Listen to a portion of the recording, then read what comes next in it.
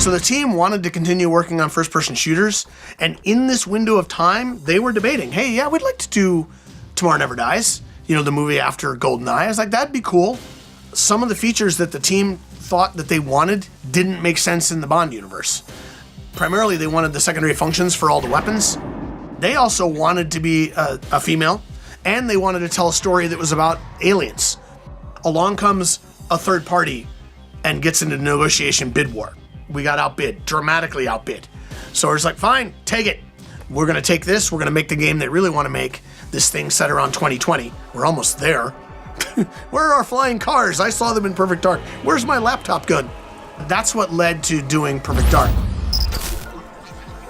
When we finished GoldenEye and we were thinking about what to do next, there was an idea that we wanted to do a game about aliens and that sort of stuff, but keep it in the first-person realm. So we were known as the Alien Intelligence Team before we became the PD team. I had sort of had enough of James Bond, which is just like a terrible thing to say. I guess people were just looking to do something slightly different, but in the same vein. People were excited about the chance to create a game and a story and a world based on our own ideas. I think the decision to make it sci-fi was just a reflection of the team's interests. It certainly wasn't based on any commercial thinking. It was very strongly influenced by Blade Runner and very strongly influenced by conspiracy theories. Ghost in the Shell, the comic book, was a massive influence, as was Elektra. And the X-Files, of course, with the whole sort of alien investigation thing. I mean, that's where the grey aliens came from, and, that moved straight into PD. So I just went through all of the UFO tropes I got and tried to make them work in a kind of conspiracy theory. It's like two races of aliens vying for control of the Earth, but trying to keep it under wraps because both of them had different agendas and both of them were vulnerable. Humanity was this third player, this crux point. David Doak, he decided that he wanted to use the idea of Jeanne d'Arc. Joan of Arc, whose French real name was Jeanne d'Arc, so she was a military leader in the 100 Years' War, and she was inspired by religious visions to lead the French army against the English army. So she was an incredibly strong character. Joanna d'Arc had to be a different kind of character. She needed to be in control. She needed to know what was going on. So with regards to her costume, it was heavily influenced by Ghost in the Shell to give this kind of armour and freedom of movement. And also, she was one of the first characters, I think, to have a change of clothes. Her black dress with a dragon on it, that was actually influenced by Killer Instinct because one of the images is this dragon.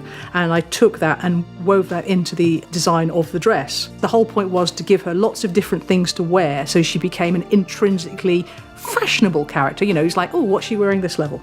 Nintendo had some ideas that we would get a professional voice actress. They wanted an American actress. And I think, were unsure about that. So I guess for the American market, they like to have American lead characters. Well, I don't know, they always gone about, they like the English accent. But in the end, all of our plans and all of the auditions and all of the negotiations fell through. So we went to Ev and said, it's going to be you. We were very proud of the fact that we did everything in-house. So I think it was an automatic assumption that as part of the music department, you would get involved in other people's games. And it was just like, do you fancy having a go? Something I can do for you, old woman. Return our sapient immediately. You don't know what you're doing. Yes, I do. I'm leaving. We found out that my impression of Mrs. Ledbetter from The Good Life seemed to be the one to use for Cassandra. So I did all of her voice acting and various screams and deaths that they used. I wasn't being hired to do the voice. I was being hired as just a musician as part of a team who worked on audio for the game. Nowadays, the dads at my little boys' school, they were in their 20s at the time, and they're going back to YouTube now to actually listen to clips going, is it really her, And for them, it's an amazing thing, we're not worthy, and for me, it's just like, it was just a job. The biggest challenge Perfect Dark faced was the split that happened early on in development, where we planned the game out, and then half the team left to form Free Radical. So around the time that people were leaving Rare, and that was difficult. And that seemed to go on for quite a while as well. So you've only got half a team left, and you've got this game to finish, and it's just like a really difficult prospect. So I ended up as the new team leader. I guess just because I knew most about the game and the engine at that time. It's like the story was created, a lot of the ideas were generated, but then remember most of the work being done after that time, so we had to get more people onto the team. We had 3 times as many people working on Perfect Dark as we did on GoldenEye. All those new people coming onto the team just brought so much to the development. Yeah, it was basically almost like a fresh start. I think the teams were uniquely shielded from the outside world in a way that just doesn't happen everywhere else. We didn't have a production manager or a schedule or weekly meetings or monthly meetings or, as far as I can remember, any meetings whatsoever. People would just do things they thought were cool and would work. Basically, we were left very much to do what we wanted, and it was great how the management or whatever supported what we wanted to do. We didn't have the commercial pressures of milestones and deadlines that drive so much of game development these days. We were pretty much left to it and expected to make the best thing that we could. We all wanted to make sure that we did a game as good as GoldenEye again. It didn't make us afraid of doing something new. Looking back at it now, it's a really free environment to make those kind of games and to let people create in a non, production-led environment. It's like, we're going to make a game, we're going to make it good, and it's ready when it's ready. We got a new motion capture system which allowed us to capture like full walk cycles. That was used throughout Perfect Dark. We did use Duncan for all of the Joanna Dark sequences, and we gave him a pair of heels, so he walked like a girl. Yes, I did try wearing high heels. That's not a good memory, and it wasn't a good result either. We would say, okay, I've got so many gunshots or reactions to do. Now, the thing with a reaction is it is a reaction. You can't know it's coming. So to make everyone look real, essentially I would spend the afternoon torturing Duncan. Yes, let's get Duncan in the suit again. Let's go and hit him a few times and push him over.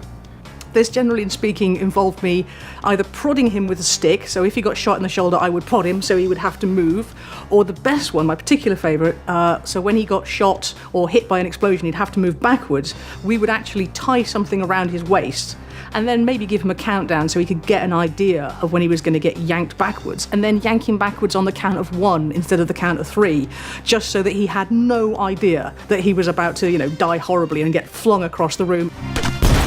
When it came to PD, we suddenly had more animators. John Mummery came on board. John was amazing at this stuff, and he really started this sort of cutscene culture, and he directed most of the scenes he was doing and just did a brilliant job with that stuff.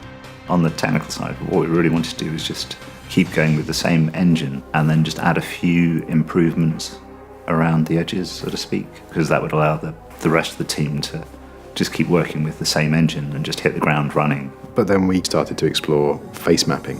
And I was using the Game Boy camera to map any player's face onto any character in the game. And that was like really cutting edge stuff at the time, which never ended up in the final game, unfortunately.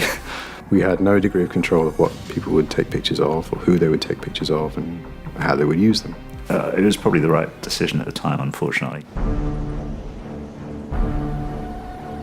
I believe, honestly, GoldenEye, one of the best games ever made. But Perfect Dark was intentional.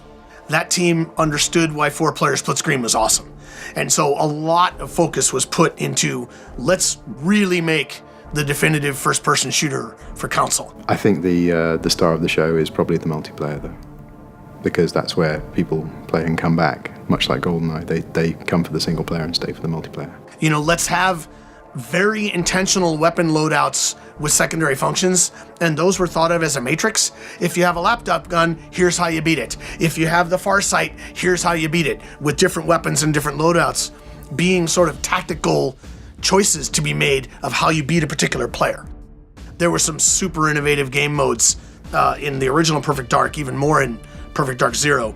Obviously, the way you could control the bots, it's like, hey, if there's only one person, how do you play multiplayer?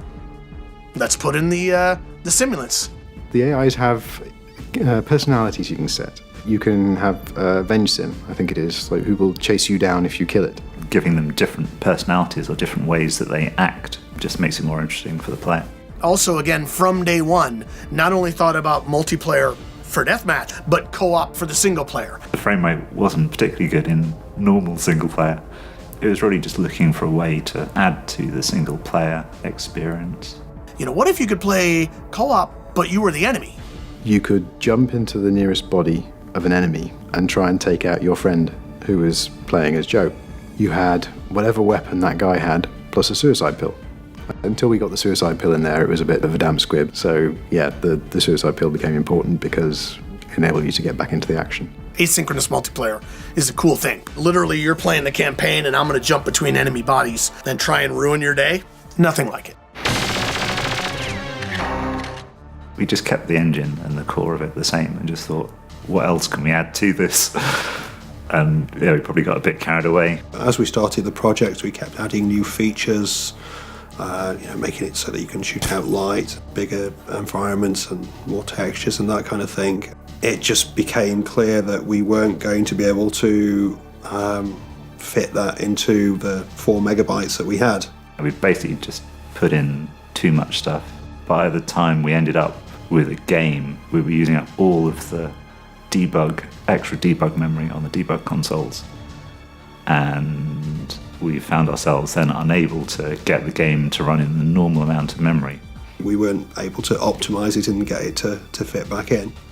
So around about that time, there was a RAM pack for the Nintendo 64, which basically extended the amount of memory that it had. The RAM pack was more of a necessity than a deliberate decision. To really play it with all the features, you had to have the expansion RAM. You also needed the RAM really to play co-op. It wouldn't have run with the regular split screen mode. We knew that when you played 4-player split screen in GoldenEye, you're in a 160 by 120 resolution window. It's kind of muddy. So we figured, hey, with the extra memory, we might be able to go all the way up to 480i.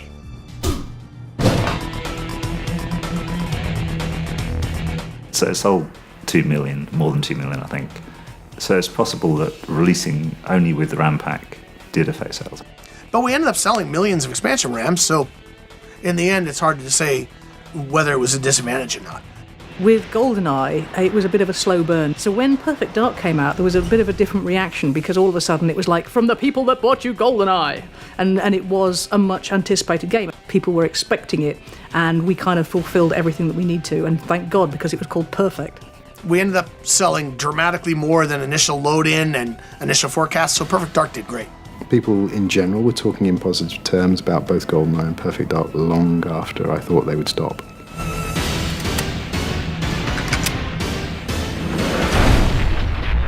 Good night, Miss Dark.